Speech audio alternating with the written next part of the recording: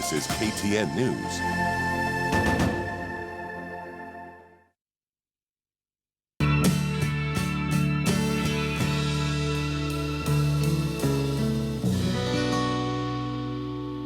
Karibu tena mtazamaji, na asante sana kwa kuendelea kuwa nasi kwenye sehemu ya swala nyeti.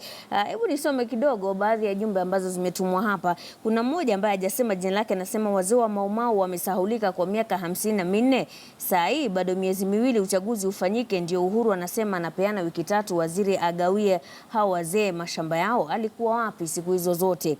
Wesley kutoka Baringo anasema nashukuru sana Uhuru kwa kuwakumbuka hawa wazee.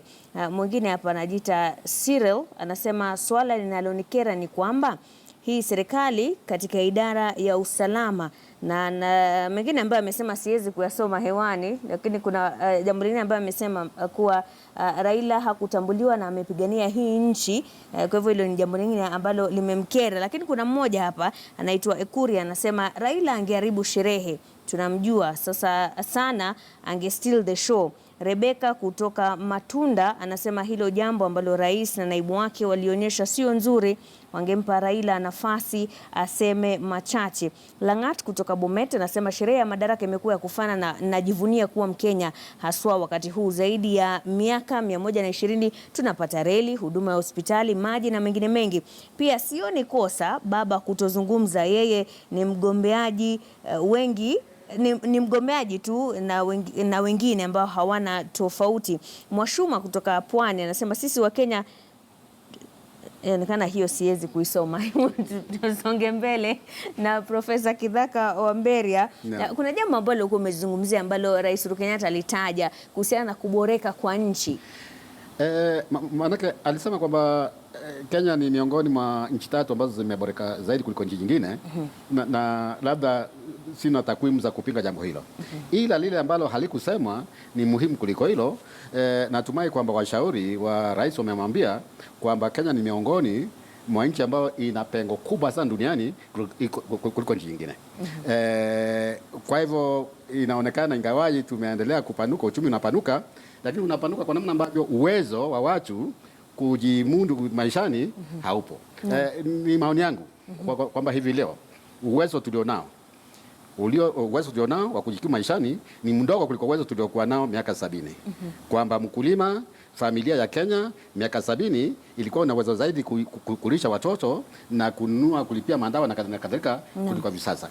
Kwa hivyo wajua wanavyofanya wataalamu wa uchumi na kwamba kwa mfano tukiwa watu 10 tukiwa watu 10 na kuwe na kiasi cha pesa kama 1000, wakigawa wana uchumi watasema kwamba kila mmoja ana shilingi 100. Maana yake ndivyo wanahesabu ile, nasema njini pia.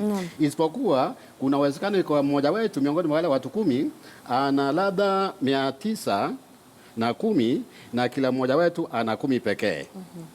Tukiongeza ile pesa ikawa uchumi sasa umekuwa maradufu, ikawa yule bwana au yule bibi apate tena 910, atakuwa na 1820 na kila mmoja wetu atakuwa na 20.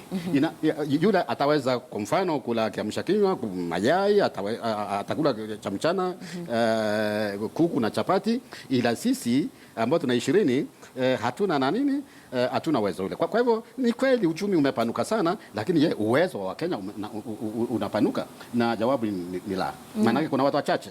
Kuna watu wachache katika nchi ambao wana mali nyingi sana. Kuna mijengo tunaona inainuka, ukienda maeneo ya kama Kilimani kule, ikiwa ulienda kule miaka 10 ukaenda kule Kilimani, ukaenda Kericho na nini, utaona kweli uchumi unaboreka. Lakini je, mkazi wa Kibera, wa Huruma, wa Kawangware ana uwezo zaidi? Jawabu ni la. Kuna watu mpaka sasa ambao wanapiga mguu kutoka Kawangware kuja kwenye mtaa, kwenye vibanda, viwanda kufanya kazi. Kuna watu wengi, ukiamka asubuhi wewe jaribu kuamka kama saa 11:30, utaona watu ambao wapiga mguu kutoka Kangemi mpaka industrial area, na hata kula chakula cha mchana atakula tu labda robo bofulo.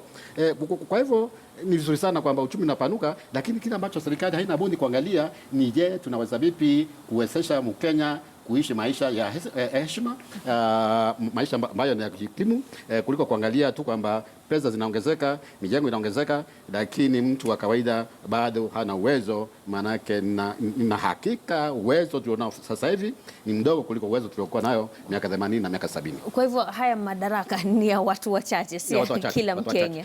Maanake Kenya ni mahali pazuri sana ikiwa una pesa. Ndio unaona watu wanaokuja kufanya kazi huku, watu ambao wameajiriwa na Umoja wa Mataifa na mashirika mengine, wakija huku Kapombe hawataki kurudi nyumbani. Kenya ni mahala ni kama kuishi peponi ikiwa una pesa. Ila shida ni kwamba sisi wa Kenya hatuna uwezo wa kufurahia Kenya yetu. Wageni wanafurahia Kenya kuliko sisi, kwa sababu ukiwa una uwezo hapa Kenya wa kifedha, maisha ni mazuri. Maanake hakuna maana ya kurudi tena Ujerumani au Marekani au Canada. Maanake nimesafiri katika baadhi ya haya maeneo. Shida ni kwamba sisi hatuna uwezo wa kufurahia mambo haya. Kisha rais jambo jingine alisema ni kwamba tunataka kukarabati viwanda vya kahawa. Na mheshimu sana Rais Kenyatta, lakini ningependa niombe kwa heshima nimfahamishe kwamba kahawa bana si chakula. Kile ambacho Wakenya wanataka ni mahindi, ni mtama, ni mbaazi, ni pojo. Kwa bandili ya kusema kwamba tutarekebisha viwanda hivi, hilo ni jambo muhimu, lakini pia ingekuwa muhimu sana kutuambia kama kuna sera ya kuongeza mazao ambayo tunakula sisi. Maana wakati mwingine tunaambiwa wajua sisi tuna mazoea mabaya, tunataka tu mahindi na nini, lakini hakuna wakati wote ambao serikali inatuambia kwamba wajua nini, sasa tuna mikakati ya kumwezesha mkulima wa mawele, wa pojo, wa mtama, wa wimbi kuongeza mazao yake. Sera ambazo tumekuwa nazo tangu uhuru, na hapo ndipo kuna tatizo kubwa. Sera za kilimo kila wakati zinalenga wakulima wakubwa. Maana utalenga mkulima ambaye ana ekari 500, umlengi mtu ambaye anafuga kuku 20 Taita Taveta. Mtu ambaye ana shamba la mawere ekari 5. Maana kingine malisa ndio waliofanya. Maana mikakati ya kulenga mkulima mdogo, ikiwa wakulima wale wakipata mapato mazuri wote, utaona kwamba uchumi umepanuka na kwamba tutaanza kujirisha wenyewe. Maana ni jambo la aibu sana kwa miaka 54 bado tunaomba chakula. Ezekiel Obilo kwenye mtandao wa Twitter anasema ni aibu kubwa kwa rais kufanya siasa badala ya kuweza kusherekea wale ambao walipigania uhuru. Kuna swala hapa ambalo najaribu kulipuuza kidogo, lakini inakuwa vigumu kulipuuza maana kuna wengi hata mtandaoni mapema Profesa walikuwa wanazungumzia jinsi hafla hii ilivyoandaliwa. Kuna wale ambao wanahisi ilionekana kama sio hafla ya kitaifa bali ni hafla ya kijamii. Hilo ni jambo ambalo mimi pia limenitia wasiwasi. Maana yake nimetaja kwamba hakuruhusiwa Raila Amolo Odinga, lakini nikaongeza pia labda wale ambao wanahusika na mambo ya usalama, labda kuna mambo wanaojua ambayo sisi hatujui. Ila kwa hakika kwa sababu kulikuwa na wale wasanii maarufu wa jamii ya Kikuyu wakina Kamaru, nilikuwa natarajia pia kungekuwa kama njia moja wapo ya kutoa ujumbe wa kisiasa kwamba sisi tuko pamoja, ni nchi moja. Ingekuwa vizuri sana kuona pia wale wacheza ngoma wa Ramogi kwa mfano. Kumwona Susan Wawijo pale, kumwona Nyandudo pale. Sasa ikawa ni kama tulikuwa sherehe zikawa zimeteuka upande moja, na kisha baadhi ya wale watu waliozungumza kwa wanapachika Kikuyu hapa na pale.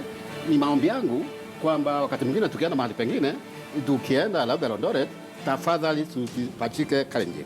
Ikiwa tutaenda labda Taita Taveta, tuweke mbali Kindavinda, tuzungumze lugha ya taifa, kwa sababu hivi leo ilikuwa siku ya taifa. Naam, asante sana. Leo Kabiloine haikuwa bustani ya Nyeri, ilikuwa bustani ya kitaifa. Kwa hivyo wale ambao walipachika lugha tofauti na ile, maana kulikuwa na watu kutoka kila pembe ya nchi.